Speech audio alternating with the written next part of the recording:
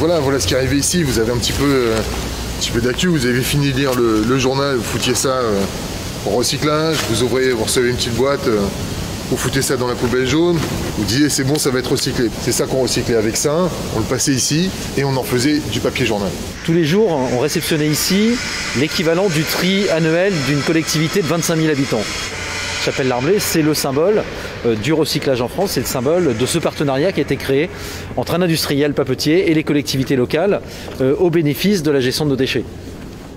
Mais alors qu'est-ce qui s'est passé ? Qu'est-ce qui s'est passé ? Il s'est passé que malheureusement la compétitivité est arrivée. Ça devient beaucoup moins cher de fabriquer du papier journal à partir de bois qu'à partir de papier à recycler. C'est-à-dire que vous faites votre geste, vous mettez votre papier dans la poubelle jaune en vous disant ça va avancer, je vais sauver la planète, et finalement ça reste plus simple de couper du bois pour faire du papier journal. Cette usine, c'est la Chapelle-Darblay. Elle se situe à Grand Couronne, près de Rouen, sur un site de 33 hectares, soit l'équivalent de 47 terrains de football. Et c'était il y a encore quelques mois, la dernière papeterie de France à produire un papier 100% recyclé. Il faut imaginer ici des montagnes de papier. Alors c'est pas des montagnes de papier propre, ce sont des montagnes de papier de récupération. On va se faire par là. En 2019, c'est ainsi 350 000 tonnes de papier, la consommation annuelle de 24 millions de Français, qui ont été réutilisées pour en faire du papier journal.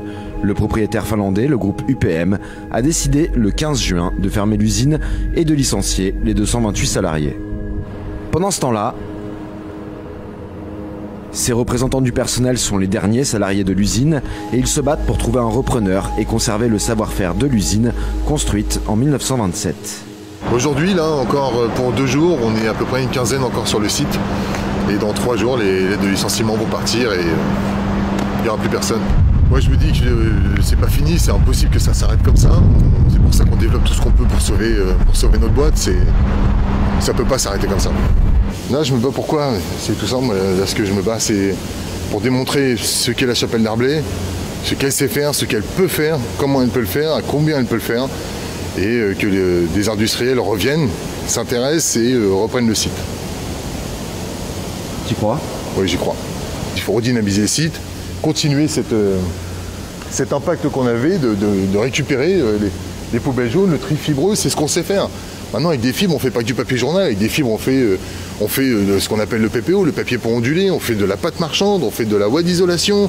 Il y a tellement de projets qui existent. On a monté tellement. Tout est possible d'être fait sur le site. Les représentants du personnel ont obtenu que la maintenance et le gardiennage de l'usine soient assurés jusqu'en juin 2021. Après cette date, si aucun repreneur ne s'est manifesté, le groupe UPM pourra démanteler le site. Eh bien, si nous fermons, c'est pour des questions d'adaptation des capacités au marché. Le marché du papier décline, la consommation. On trouve de moins en moins de personnes qui sont abonnées à un magazine, à un journal.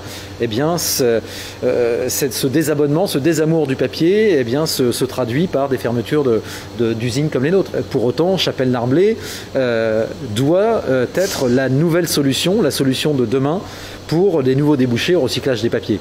Il y a des solutions, on en a parlé, ces solutions existent, elles ont été identifiées. Les pouvoirs publics tardent à venir nous soutenir parce qu'on est quelque part un sujet délicat, voire explosif. Comment demain expliquer aux Français qu'on ferme une unité de recyclage papetière, l'une des rares unités en France qui recycle leur papier, quand de l'autre côté on demande encore plus d'efforts, plus de tri, plus de transition vers une écologie durable, un monde durable. C'est proprement incompréhensible.